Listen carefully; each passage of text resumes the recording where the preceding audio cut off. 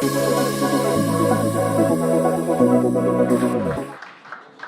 12 of us. No, really. Good afternoon. That's right. Thank you for sticking with us. It's surely been an interesting day of conversations around the emerging opportunities in live video. But if we're really being honest, I think live video still really scares marketers.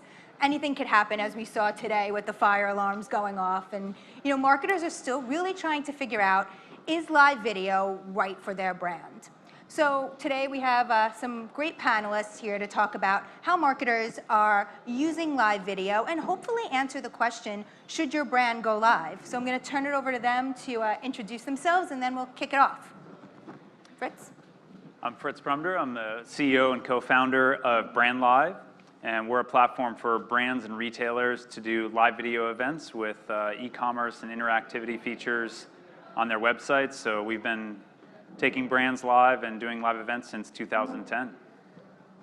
I'm Vincenzo Landino. I am the creative director at Aftermarq. It's a media company focused on creating brand awareness through video programming. I'm Colin Hornett. I'm the Chief Creative Officer of iPowow, which you guys have been playing along with today, so thank you. We engage people, turn your favorite TV shows into video games, and give people a reason to show up, a reason to stick around, and a reason to come back. I am Marc Gawith. I am the .live evangelist. I think it has me described here as business development manager for .live. Our company owns the .live domain name, and it is basically a tool that allows brands and content creators the ability to brand their live video channel regardless of the platform that they're on, so it's very much platform agnostic. I'm Mike. I'm the Chief Marketing Officer of Laundry Service and Cycle. Laundry Service is a full-service social media agency working with brands across content creation and distribution, including live video. And Cycle is a fully distributed media company celebrating culture across live video, original content, talent partnerships, et cetera. So many marketers have pretty robust video strategies in place already. Why should they start thinking about live, and what does live video deliver that tape video can't? It's a great question. Sure. Start in there. I produced a lot of live events. The most exciting part about it is the moment it starts, you have no idea what's going to happen. You can plan it out as much as you want. You can have as many great ideas. Things can be scripted, but as soon as somebody drops something, moves something, does something, it changes the course of that event. So creating a live event, there's something really special about that. And I think that's what people are trying to capitalize on. And the fact that now with the opportunity to do the streaming in such a robust way, engaging people to actually play along. So getting them involved with it so they can help be a part of that story, so it's not just being told to you, you're part of the kind of narration of what's happening. Yeah, and I think you mentioned engagement, but it's also creates an element of authenticity too. Like for live video, it's live, it's unscripted. Like people can come, they can watch your live video, and they basically feel like you're a human being. You might be this untouchable brand or something that people don't really see on a daily basis. All of a sudden you do live video and it becomes an authentic way to reach your consumers, to communicate with them. And I think that's what I hear most from live video creators is they love the authenticity that live video brings. I have more of a technical perspective on it. Live video is favored in social channel algorithms right now, so brands can get more organic reach than they previously had with recorded video and photo content, especially if they have a live video that builds to some sort of climactic ending, so that the viral nature of social channels has people sharing and tuning in, and you see that with like the guy climbing Trump Tower, where all of a sudden everybody in the world is tuning into this live video on Facebook, or you see that with like the BuzzFeed videos where even if it's as simple as something as a watermelon popping, you have people tuning in for some climactic moment, and you can access a ton of reach organically. And I'd add too that having an audience live in that moment is really the pinnacle of what you're trying to do. If you have people live in the moment, that's when you can get them, especially if you're a brand or a business that is selling something, maybe a widget, right? In the moment, people are interested, you can get them. By the end of that stream, they may no longer be interested. It's the way QVC works, like it gets you in the moment. Very similar concept with any brand going live right now on social video. Yeah, I would say the only thing I would add to that is that a lot of brands have invested a lot of money in making sure that the people inside of their company and any kind of spokespeople are true product experts.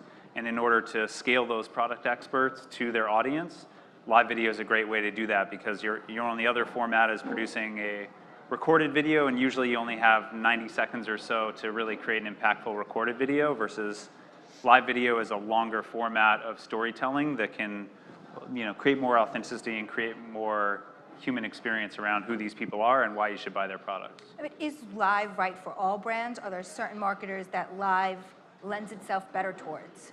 I think, packaged goods and transactional items, it's probably not as important, but if there's any kind of like feature benefit or technical component to the products that brands sell, then I think it's right for you.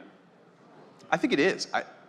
Tie it in organically, get creative. This is an opportunity to do something different. Instead of pre-packaging something, it comes back to the authenticity, right? It gives the brand the same chance to do the same thing. So I don't think the brand matters so much as it does the content that is bringing it to life. Some brands, it's more successful for, and it's a better opportunity, no question, but I think everybody can benefit from the opportunity as well. Yeah, I don't think anyone is gonna, not everyone is gonna try to sell their product on live video. I think a lot of brands are gonna use it for an awareness play. I think that's a lot of what we're seeing right now, at least in my opinion, is people using live video to raise awareness about a new product or a new service that they're offering, more so than trying to actually sell that product. So, it goes back to the storytelling, right? I think that's been a buzzword that's been mentioned a lot today. Live video is a way to tell a story. So, basically telling the story of the new product or service that you have. Yeah, I'll use an example. Last spring, I had the opportunity of working with Applebee's, and right here in Times Square, they created an experience. So, Colin, to your point, where it's creating experience, the content is more important. They created an entire experience around their new menu. They have locations all over the country, and what they did was they created this experience in Times Square with, R&B performers and pop performers.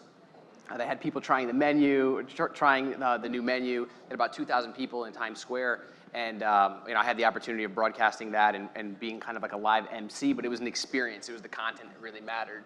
And that created a lot of awareness. It generated over 1 billion impressions, which in the social world is a big deal. So, it sounds like live is really best for marketers looking to build anticipation, build awareness, perhaps around an event, a product launch. Do I need to do live beauty tips? Where do you sort of draw the line? What's working well and why is it working well? With any of these tools, whether it's live video or recorded video or any particular platform, these are just resources at any given brand's disposal. And I think there are brands that it makes a lot of sense to do beauty tips as a live video if you have a particular storyteller, if you're working with somebody. But I think the big danger with live video is overthinking it and thinking that something has now been reinvented. Live video has been around for a very long time. People staring at screens has been around for a very, very long time. Screens are just now portable and you hold them in front of your face instead. That really is the only difference. So for our clients, we have a number of brands that really want to dive into live video because they want to be first movers and everything, and they want to figure out everything early on and get early mover data. But we have other clients that simply look at live video and say, all right, here's what we're planning across the marketing mix this quarter. Where does live fit in? Is there anywhere where it fits in seamlessly? Is there anywhere where we can tweak something and maybe test a live video? It doesn't have to be like a new live video team for every brand. I agree with that. I don't think there's no difference between a webcast and a broadcast, right? It's just a screen. It depends what you do with it. So live is live across the board, in my eyes. And I think I'm going to go to the beauty tip example. Why would a beauty tip be valuable? You incentivize people. Give them a game to play along. Give them a reason to show up, a reason to stick around, and a reason to come back. So if it's live and you're doing a beauty blog or whatever it might be, they can win a product by playing along, or at the end they get a chance to win. I think that's valuable. That gives them a reason to show up. If it's the same experience showing up live as it is watching the recorded video, then I don't really. It sounds like the big difference here from live versus tape really is that marketing that happens ahead of the live stream versus pushing out a piece of content that's produced and allowing it to sort of generate traffic and generate eyeballs. There seems to be a lot more marketing needed leading up to an event. What sort of goes into that preparation? Well, to that point and to Mike's point, you have to look at the overall marketing mix. You can't just say, okay, we're going to go live today with absolutely no rhyme or reason. I mean, it has to fit in your overall marketing, your marketing plan.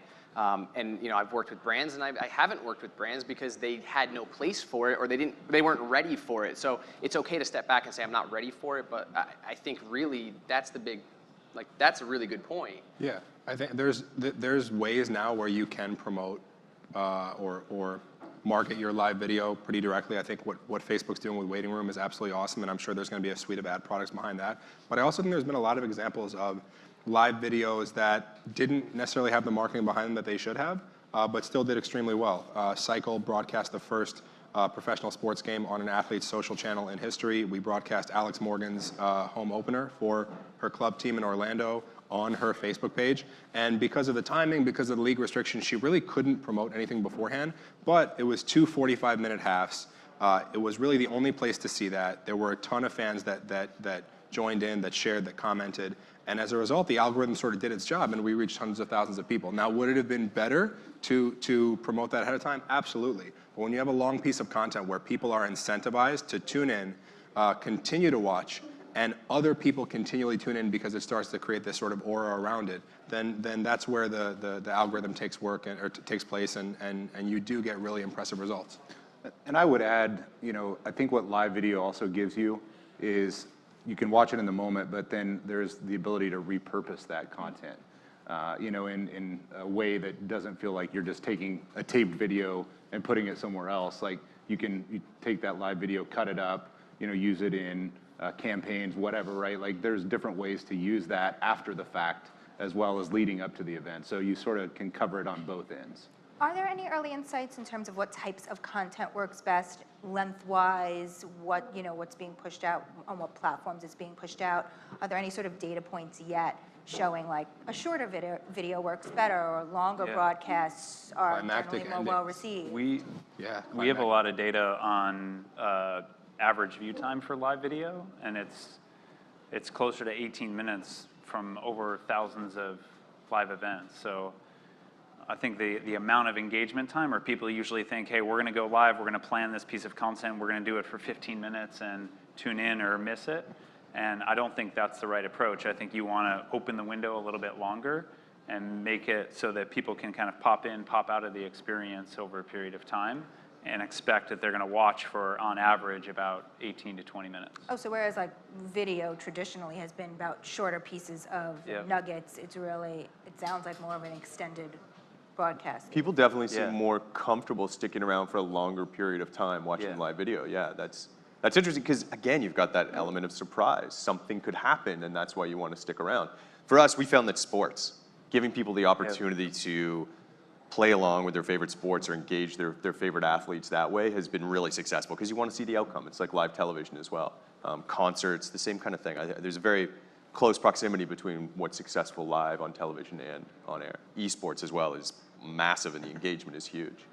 And the view times for esports is through the even roof. Longer. That's closer to 45 minutes. Yeah, it's unbelievable. So in something like that, is the opportunity for a marketer to sponsor that content?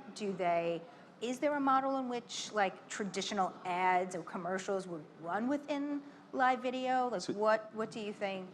Yeah, I mean, the opportunity's there, but I encourage all brands, all marketers to take this as a new opportunity. Don't just do the same thing. You have this captive audience, and we have incredible conversions rate, 20 to 30% of people clicking on things, getting involved with brands. Take that opportunity, do something really creative, and give fans something that they want. If they're engaging with it, then they love that programming. Give them something specific for that, behind-the-scenes content, different feeds, an opportunity to digest something that they appreciate you giving them instead of, hi, look at me. And I try to convey that to everybody because that's really successful for people that actually take the time to put a lot of thought and care into the way they bring it to life. I couldn't agree more. Unfortunately, advertising dollars usually move much slower than user behavior. Sorry. But I agree with that. I think there's a lot of cool ways to integrate a brand and basically just make a brand part of the story and really ask, how can a brand make this story better than if it were to take place without the brand? But I do think there's a lot of brands that are looking for simple turnkey solutions, and I know there's lower third placement that you can input into live video. You can run commercials in live video with some tech setup. I know you can't on Facebook right now, but Twitter is actively doing it on their NFL broadcasts. So I think there's ways that brands can get creative. I've seen like sponsored polls that we've done for brands which are really cool. So I think there's going to be an interesting balance of like the top X% of brands that want to experiment and want to do something different. We'll find fairly simple ways to make a cool story, but then there's other brands that really want something turnkey and simple and recognizable, and I think those options continue to be important. How are There's brands? just a quick comment on that.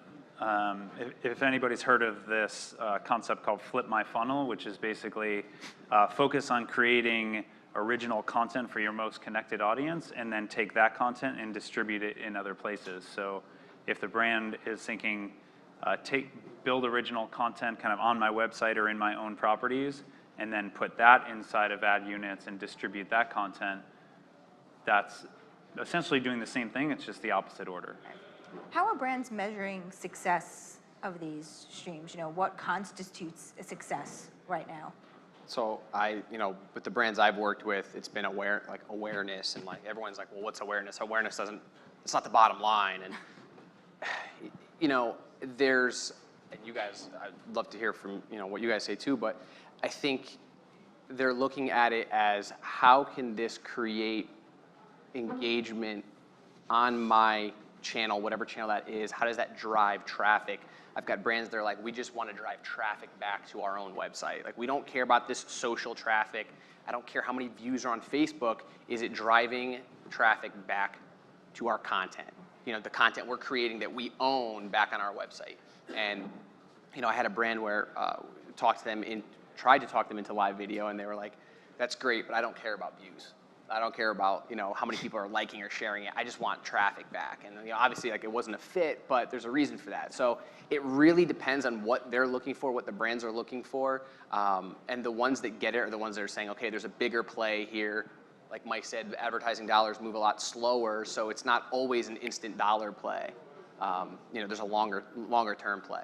I think to measure the results of a single live video would be akin to measuring the results of a single billboard placement for a day, or a single banner ad, or a single commercial view.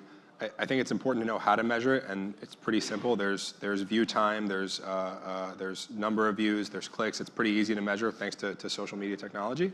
But to my point earlier, it has to be part of a relevant marketing mix, and you have to ask yourself, against a particular set of brand goals, how are we going to reach people in the right way? How are we going to add value to a certain audience? And how are we going to eventually convert them to a certain action, whether it's purchase, click, view, whatever? And where does live video fit within that? And if you look from that perspective, then it's simply the technical question of asking, what were the number of views, the amount of view time, did that ladder up to the KPIs? And I think it's fairly straightforward. Where brands will run into trouble is trying to justify some grandiose shift in their marketing plan based on a single live video.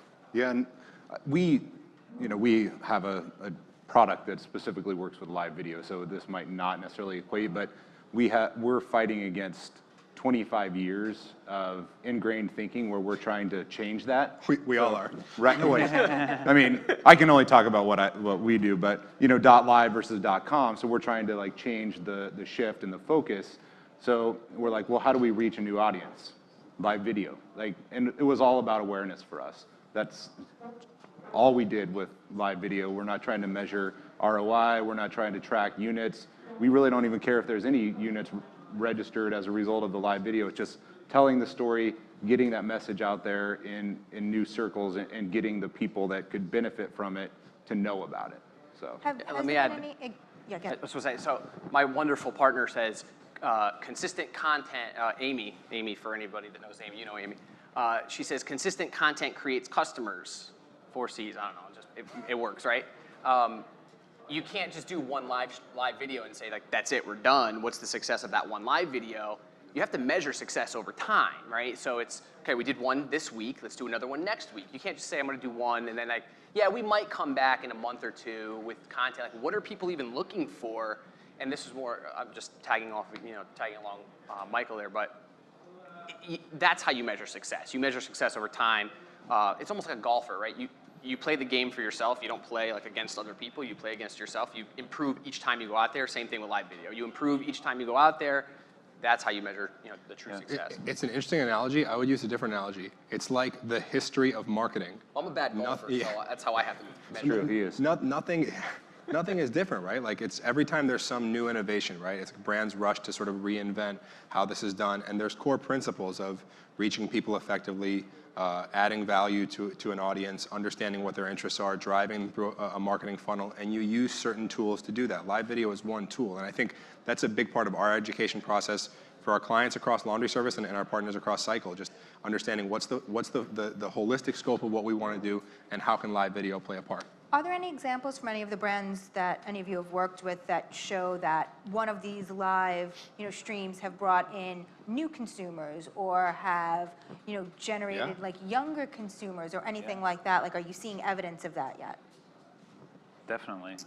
Yeah, I mean, all the time, people are always trying to capture new top of funnel people to get engaged with their brand, and the more places of distribution that you have and you put your content or you create a call to action in a place to invite somebody to come experience your live video for the first time, every time you get a conversion on that, I think you're getting net new eyeballs into your brand. Yeah, we've seen direct relation. If you engage people, you give somebody something to people to do that's engaging and fun and incentivizes them, there's a direct correlation between that and getting people to show up. And we've worked with Nielsen in a couple situations, and it's incredibly highly rated in those moments of when you're engaging people, they stick around. So it increases retention, it increases ratings. A good example that we do with Fox Sports is you're watching the race, you're watching NASCAR. NASCAR's happening, it's about to go to a commercial, they push a live feed from pit row to the device. So now you're watching it up there, and instead of changing the channel or get lost, you watch pit row through the commercials. There's no sound, so you have the auditory. Now your brand is in the show, arguably. And instead of having changed the channel, it comes back and you're still in it. So retention and ratings go up. And you've captivated them on multiple screens doing the same thing. So it's incorporating the live video with the linear that way to bring it to life. Are there any, big mistakes that you're seeing yet from marketers that, as they're attempting doing this, some things that are just like completely not Poor working? quality. You can Okay. stream in HD now, and every brand should. Every time I see a brand that's streaming from like a smartphone or a bad connection or whatever, and they didn't test the stream beforehand, to me there's no difference than if I were to walk into a store and see your product on the shelf with like busted packaging, right? Right. That is your brand identity. And I say that because it's not particularly hard or difficult to stream in HD. I believe we're streaming in HD right now. You're literally plugging the same technology into social channels, and Twitter is now making that easier and easier as well. So that's got to be the absolute baseline for any brand. And I think Mike mentioned earlier overthinking it. Like, I don't think you need to overthink a live video strategy, especially if you're just getting started. Like, try it out. I mean, odds are you're probably not going to have a huge audience on the first, go round. So there's a good chance that you can screw up and not have it be super impactful, right? So like, the message that I get and a lot of the people that I work with, they're like, just click the button, right? Just go live, try it out. You don't know what you don't know, right? So I think that's, overthinking it probably a big one. Do something big. Yeah.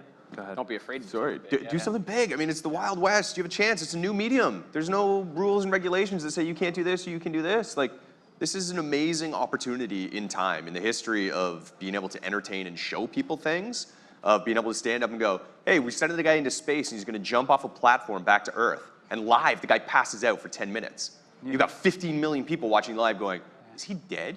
Is he going to wake up? And all of a sudden he wakes up and he lands. Everybody's like, ah! Like, those are crazy moments in the world that you can do with the technology in an amazing way. So brands, just kick the spurs off and go for it. It's such a great time. And if you want to brainstorm, give me a call. And to that point, there's a ton of people that have been doing live video for a long time and have done crazy stuff and really simple stuff. And so I think a mistake would be not reaching out to your peers, not reaching out to the experts, and really like getting some advice and having somebody help you through the workflow. We're talking about not overthinking this and sort of like hitting the button, going live, but how much preparation does need to go into putting one of these on, like in terms of having a team in place to respond to people who are commenting, during the stream, to think of other things to do, like in the middle of the stream if something comes up, like how much work is needed to actually prepare? There's an important distinction between not overthinking it and doing something stupid, right? So like when we talk about not overthinking it, it means don't operate out of fear. Don't paralyze yourself in questions rather than taking advantage of opportunities.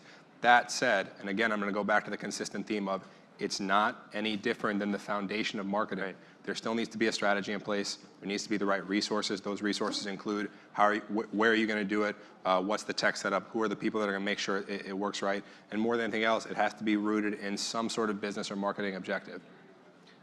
So I'll use my company as an example. We do a live video every Thursday, and I mean, it takes us a full week to prepare for each show, and we deliver live video and marketing news on, on a live platform on Facebook. And I use my production team. My video production team was actually remote, Enlightened Audio Visual out of Maryland, and they handle all of the production piece of it, because I don't want to be handling that. And so a lot of companies get like, oh, we have to do everything ourselves. And like, it's okay to use the experts. I think it's also okay to use your employees who know the company, who know the product best.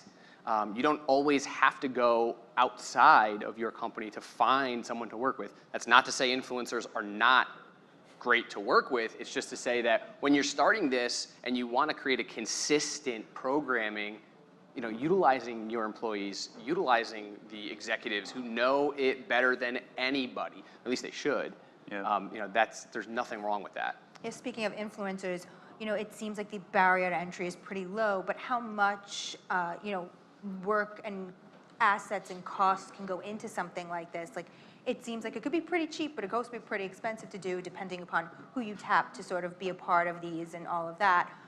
What are some of the costs associated with this that brands should be thinking about? Yeah, I mean, we work with a lot of influencers to talk about our products, and it ranges anywhere from $500 to several $1,000s, a month, based off of the reach. And, once again, we could kind of get into a whole conversation about, well, how do you determine what their value is, right? But, engagement, all that stuff. But ultimately, I think you have to look for someone that ultimately, is a organic believer in your product, because if they don't believe in it to begin with, your audience is going to see through that. They're just going to see it as a sales pitch, and they're going to tune out, and it's not going to be authentic. It's not going to be that true, authentic, engaging experience. So, from our perspective, that's how we got started in live video. We worked with influencers that have been doing it for a while, and have slowly been able to build our own internal strategy for kind of taking this to the next level. I think the influencer piece is interesting because, especially we go back to the point about like algorithms can really take live content to new heights. Cycle represents 1,000 social influencers and over 1,500 athletes, and all of them have big audiences, and we actually view them as working media. So when we do partner with brands, for any kind of recorded or live execution, it's based on the reach of the influencer. So if we know an NBA player or a fashion blogger is going to reach millions of people every time they post, then it's a pretty simple equation to figure out from the brand's perspective, based on digital media benchmarks, what is that worth? And oftentimes, the value of that media buy justifies the content production, the partnership with the influencer. So there's a lot of cases where you can just sort of look for comparative measures where it's like, well, am I going to invest my money in a banner ad across so-and-so traditional publisher, or am I going to partner with a number of influencers or celebrities or athletes or whatever, share branded content across their channels and actually reach more people for less money?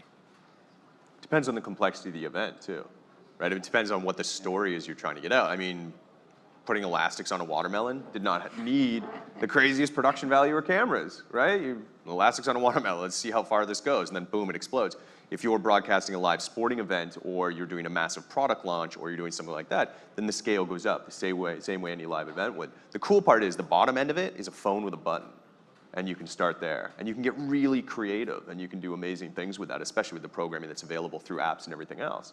Whereas depending on the value, again, it goes up, and if you want to get various influencers to be involved, and that's also another consideration as to how they bring their skill to the table.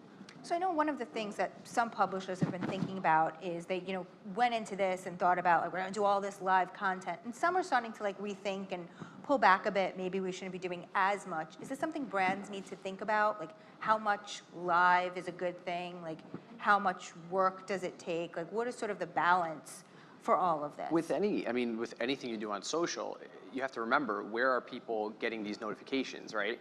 In their pocket. So if you inundate them with notifications and they start to block you or turn you off, now you've lost them. It's a lot harder to get that person back, if at all. So yeah, you can. You know, too much of a good thing is not always good, right? And if your live video or your any content, but let's just say live video because that's what we're here for. If it's not good, it's not engaging, it's not something I want to come back for, then I'm turning you off and I'm never going to come back. So every time you go live, it has to be amazing. Yeah, I agree with that. Consistency is important, though. Yeah, I mean, you want to. It's nice to have something that's reliable that I can go to, right? You've got the nightly news at the same time, so people know when to show up and what to do. So I think there's great value in that. Don't get scared. Experiment, but make sure the content is really, really good. And vulnerability, I was going to say vulnerability works too. I mean, it's okay to say, I don't know. It's okay not to know every answer to every question that someone's asking you. It's okay to, you know, to tell people, hey, this is our first stream. I think that's what Colin and I were just talking about this. Yeah. You know, backstage we were saying that there is this like fear and uncertainty. Someone asks a question, you're like, I have no idea the answer to that, or you know, something comes up where you just don't know how to respond, and that could definitely be scary for Marc, who's so used to having full control. Well, and our answer to that was, that's guaranteed to happen. Yeah. You're guaranteed to be at a moment where you just go, huh. That was a great question. Yeah, we'll talk about that next week, maybe. Steph Curry missed a shot. They still broadcast the Warriors games. That was great. Well, Yeah, I think to Mike's point, there's a place that live video fits in with your overall marketing strategy, and that place usually has something to do with authenticity and transparency. So if your goal is, we want it to be okay, if your goal is to be very protected of your messaging, then probably don't put live video into that strategy. Well, I have more questions, but I want to open it up if there are any questions from the audience. We have one right up front. There's a mic. Okay. Got it. So we talked a lot about authenticity today, and I often equate that with trust. And I'm just wondering if one of the better metrics for the future to measure live streaming is more about lifetime value of the customer. Because if you already trust or you're already working with that brand, then could you use live streaming more as a way to look at customer engagement for the long term? And could live streaming actually play a bigger role in keeping customers So longer just than the question is talking about metrics, if it's more about building lifetime audience versus just here is, you know, how many shares and likes something got, you know, on one stream. Yeah, I've got some ideas on that, because one of the reasons we got into live video in the first place was we saw that brands weren't in complete control of their community and their audience, because predominantly they sell through retailers, especially anybody that's been around for over 10 years. Usually it's like 80% or more of their sales are owned by somebody else. They want to grow the percentage that is owned by them, which means they're trying to build a community, and they have to have a channel and a way to build trust with that community, and live video fits really well within that strategy. Yeah, it's good. I would echo that. I mean, controlling the message, being able to get that out authentically is figuring out how to make that a metric, how you can measure whether it's trusted and believed, and being able to have an honest conversation is something that is much easier to see if it's true or not in a live environment. We were saying that earlier, is you're going to make mistakes, you're going to say things are going to slip up, so you're more yourself in a live environment than ever, and so it's a great way to convey that. Yeah, I think that's a great point. Any other questions? So I was also thinking about platforms and how a brand decides where to go to stream. Is it to go into Facebook or Periscope, or how do you make that decision of what platform is the right place to host, you know, your stream? I think you have to, I think you have to ask yourself, when your audience pulls out their phone and goes to a particular platform, Twitter, Facebook, Snapchat, wherever, why are they going there and what sort of value are they looking for? If you're tying into any kind of live conversation, that's part of the bigger live conversation, right? Twitter is obviously a great place to be.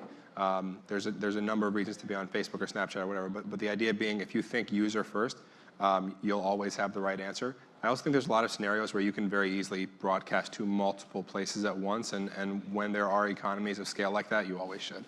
I think you hit on it right, Mike. It's go where your audience is, or where your audience is most engaged. But also, I think you should bring it in-house and embed it on your site. You know, have a place where it constantly lives, just in case a platform goes away. I mean, we've seen the Meerkats, the Periscope, maybe, who knows? You know, these platforms come and go. They get cannibalized.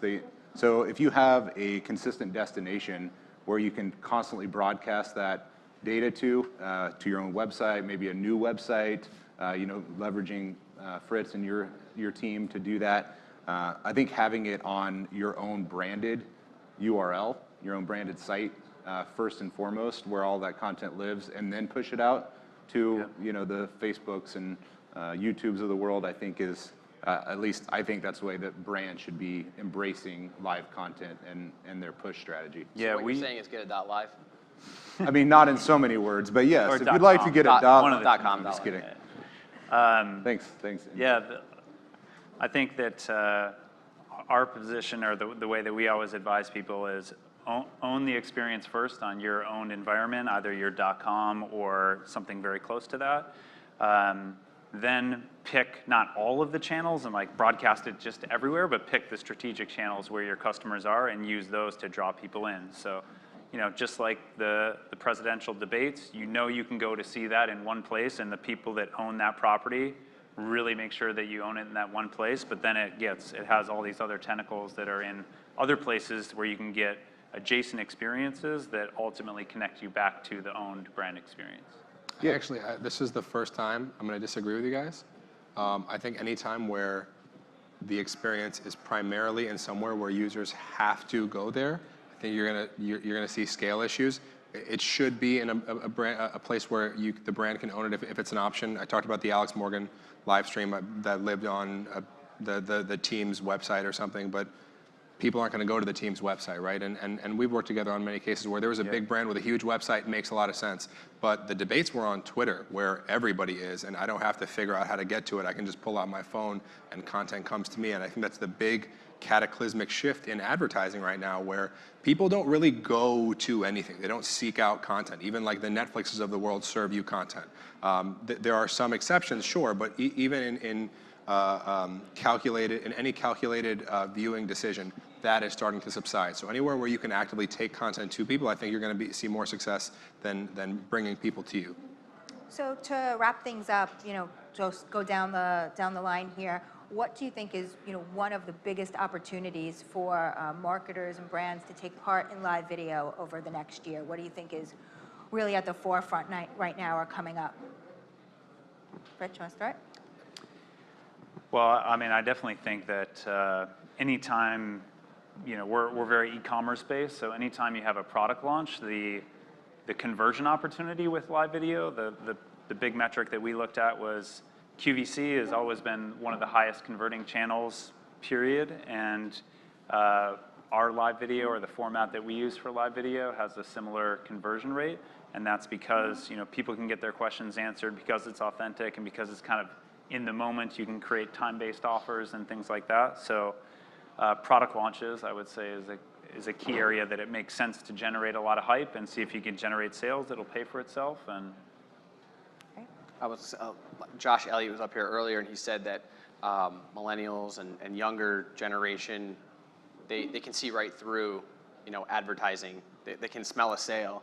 So, and you'll probably talk about this, Colin, but really that immersive experiential marketing where you're, even user-generated content, where you're allowing the audience to create the content, that interactive marketing, you're allowing the audience to dictate, for lack of a better word, where the content goes, kind of like Mario is, with his new show. I mean, that's what we, millennials, younger, want to see. We want to be part of the content. It's not enough to just watch Walking Dead. I want to play a game along with it and watch it on the second screen. It's not enough to watch NASCAR. I want to watch the pit row too. I got to see inside the car. I got to hear them talking to each other. I mean, whatever you fancy, it's fine. But I think that's where we're going. It's like an all immersive experience, which will lead to, I think down the road, eventually we'll see things like VR and whatnot. But in the live aspect. Yeah, from a brand point of view, I agree. Creativity, right? Like, it's not an opportunity for traditional advertising. Get really creative. Work with the content creators to get people engaged and get involved with that, because then people are touching your brand. And it's not, hi, look at me. It's they're powering. They're part of this experience. They get to have a voice, and they get to kind of bring that alive. So get creative, because the landscape is going to change. And at the moment, you can really, really get creative with content creators. And people will want to digest it, and it's in a great format. for me, I think it goes back to kind of the two A's, awareness and authenticity. Like, I think that's sort of the way I see live video working for brands or individuals, whatever it is. You know, basically being able to put your brand in a manner where the consumer feels like they're connected to you more so than just reading an advertisement, you know, on Twitter or, you know, in a magazine or, you know, whatever it is. Like, I want to feel like I'm part of it, and, you know, the engagement, the interactivity, all of that stuff. So, you know, I think that's where we're at with live video. I think live video is symbolic of the landscape they're in right now, which is the complete democratization of content creation and distribution, where brands no longer have to piggyback off publishers. They can be the publisher themselves, and that's amazing. The challenge is that they now have more competition than ever, because not only is CNN also live streaming, but you're competing against my live stream and yours, and pictures of my sister's kid, who's definitely cuter than your live stream is. And so there's so much competition out there. So brands having the opportunity and the challenge not just to think like a publisher, but actually be a publisher, I think is the name of the game for the next however many years. Great. We'll leave it at that. Thank you for joining us. Thank you for our booth member.